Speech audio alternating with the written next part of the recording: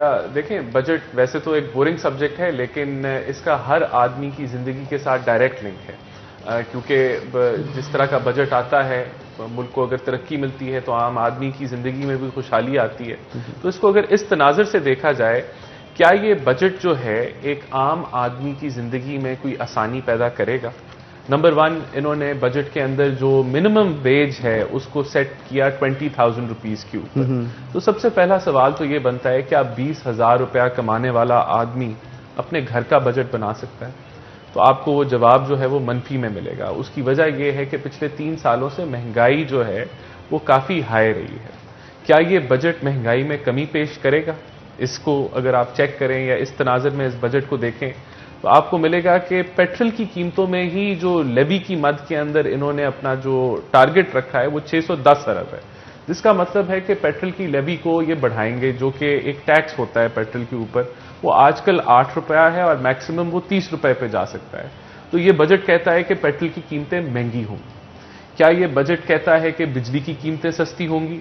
नहीं, ऐसी कोई चीज बजट के अंदर नहीं है जिसके अंदर बिजली के अंदर सब्सिडी दी जाएगी, या जो सर्कुलर डेट है जो कि एक बहुत तकरीबन 3,000 अरब पे पहुंच गया, क्या उसमें कमी आएगी? तो वो भी नहीं नजर आता। तो बिजली की कीमतें भी महंगी होती नजर आ रही हैं।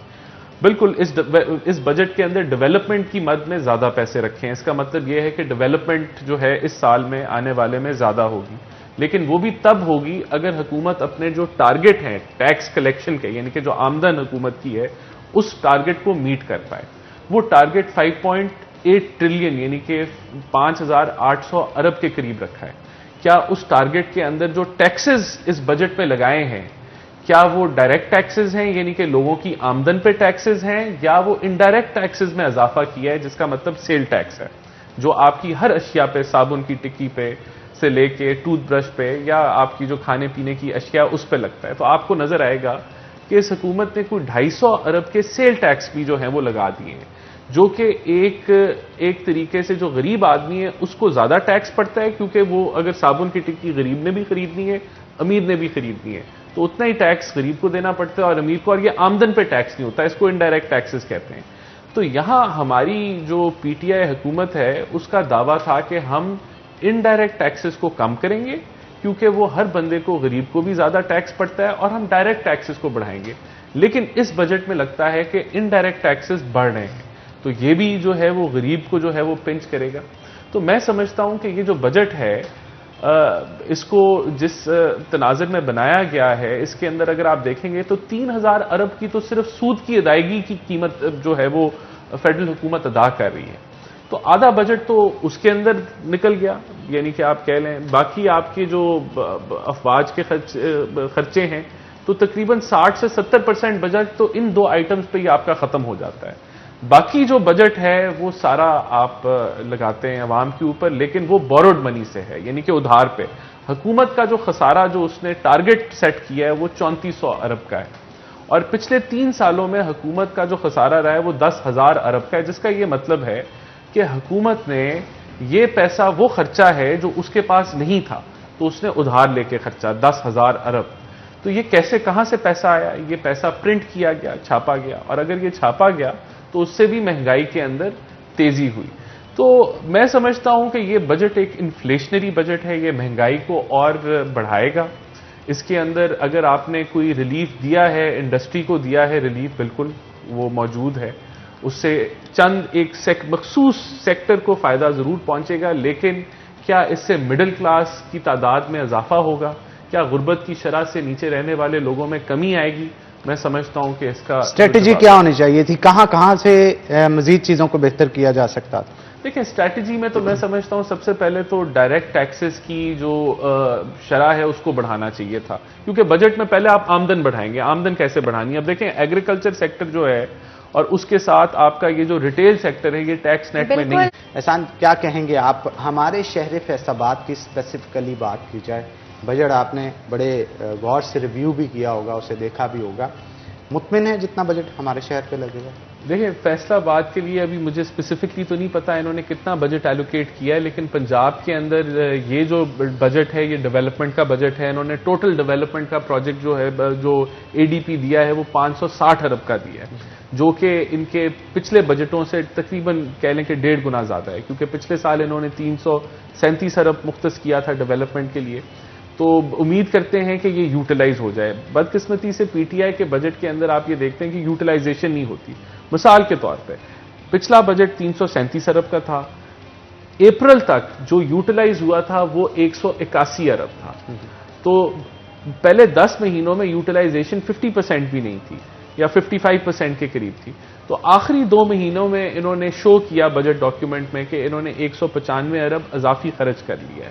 تو وہ ابھی پتہ نہیں وہ پیسے آتے ہیں نہیں آتے، وہ واقعی لگے ہیں نہیں لگے، وہ آگے آنے والے ٹائم میں پتہ چلے گا. لیکن اس چیز پہ میں جو ہے وہ کہتا ہوں کہ یہ جو بجٹ ہے پہلا بجٹ ہے پی ٹی آئی کا جس کے اندر ڈیولپمنٹ فوکس بجٹ ہے.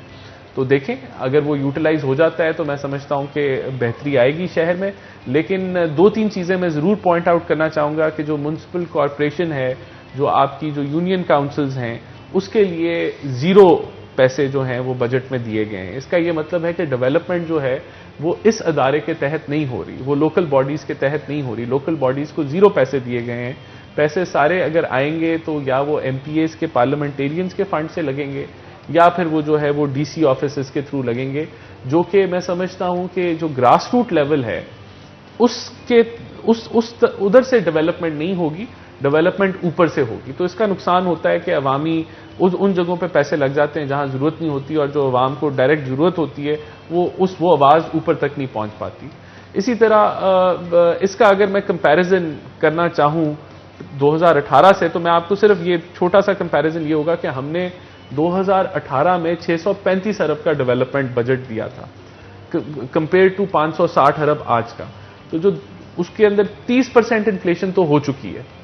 تو اس کو اگر آپ ڈسکاؤنٹ کریں گے تو یہ اس تناظر میں بجٹ ڈیولپمنٹ کا اس لیول پہ نہیں ہے جو پی ایم ایل این اپنے آخری سال میں دے کے گئی تھی، یا جو پی ایم ایل این 2017 میں دے کے گئی تھی اس سے بھی کم ہے. تو آپ کو ڈیولپمنٹ اس لیول پہ تو نہیں نظر آئے گی، لیکن پھر اپنے پرفارمنس سے یہ تھوڑا بہتر ضرور پرفارم کریں گے. بالکل آپ ٹھیک کہہ رہے ہیں. تو ویری امپورٹنٹ حنان کہ چیزوں کو بہتری کی طرف لے کر چلیں، چاہے وہ اینڈ آئی تھنک اپوزیشن ایک بہت ہی اسٹرانگ اور پاورفل جگہ پہ اسٹینڈ کرتی ہے، ان دا سینس کہ جب تک اپوزیشن نہیں ہوگی تو آپ کو پتہ نہیں چلے گا کہ آپ کہاں پہ غلطی کر رہے ہو. اور ایگزسٹنگ گورنمنٹ ہو یا کوئی بھی اور گورنمنٹ ہو کسی بھی اور کنٹری کی، اپوزیشن ہمیشہ آپ کو یاد کراتی ہے کہ آپ کو چیزوں کو صحیح طرح سے لے کے چلنا پڑے گا، آپ کو اکاؤنٹیبل ہولڈ کرتی ہے، اس لیے اچھی بات ہے. لیکن میں آپ سے یہاں پہ ایک اور چیز بھی پوچھنا چاہوں گی کہ کیا ہر کسی کو موقع ملنا چاہیے آگے آنے کے؟ کیا ہر کسی کو چانس ملنا چاہیے کہ وہ اپنی کارکردگی جو ہے وہ پاسبلی دکھا سکے؟ Because I think it's important کہ ہم دیکھ سکیں کہ ڈفرنٹ طرح کے انوائرمنٹ میں ڈفرنٹ طرح کے لوگ کس طرح سے ایکٹ کرتے ہیں. اب کیا کہیں گے اس حوالے سے؟ دیکھیں بالکل جمہوریت کا جو کہہ لیں کہ ایک حسن ہے وہ یہی ہے کہ عوام جس کو جو ہے وہ آگے لانا چاہے وہ لا سکتی ہے، اور اس کے اندر جو بھی آنا چاہے اس میدان کے اندر وہ عوام کے سامنے اپنا جو موقف ہے یا اپنا جو کہہ لیں جو سٹانس ہے یا آگے کا لائے عمل ہے وہ لا کے سامنے رکھتا ہے، اور عوام اس کو سلیکٹ کرتی ہے یا ریجیکٹ کرتی ہے. تو اگر یہ عمل جو ہے وہ حقیقی معنوں پہ ایک جمہوری عمل چلے تو یہ پرفیکٹ ہے بات. لیکن ہمارے ملک میں آپ جانتے ہیں کہ بہت لمبی تاریخ ہے سیاسی عمل کے اندر مداخلت کی، اور ڈائریکٹ یہاں جو ہے وہ ڈکٹیٹرشپ بھی رہی ہے اس ملک کے اندر. تو جب اس جمہوری عمل کے اندر آپ گیم کو فکس کر دیں اور پھر اس کے تحت کوئی بندہ آگے آئے اور اس کا ایکسپیرینس نہ ہو، اور اس چیز کے باوجود کہ اس کو کسی کو زیادہ اچھا دکھایا جائے اور کسی کو زیادہ برا دکھایا جائے، کیونکہ آج میڈیا بھی جو ہے اس کو آپ کنٹرول کر کے ان چیزوں کو آپ مینج کر سکتے ہیں. تو یہی میرے خیال سے پاکستان میں ہوا. لیکن اگر کوئی نئی پارٹی ہے اس کو ضرور موقع ملنا چاہیے ہے اگر وہ جینوئن طریقے سے آئے.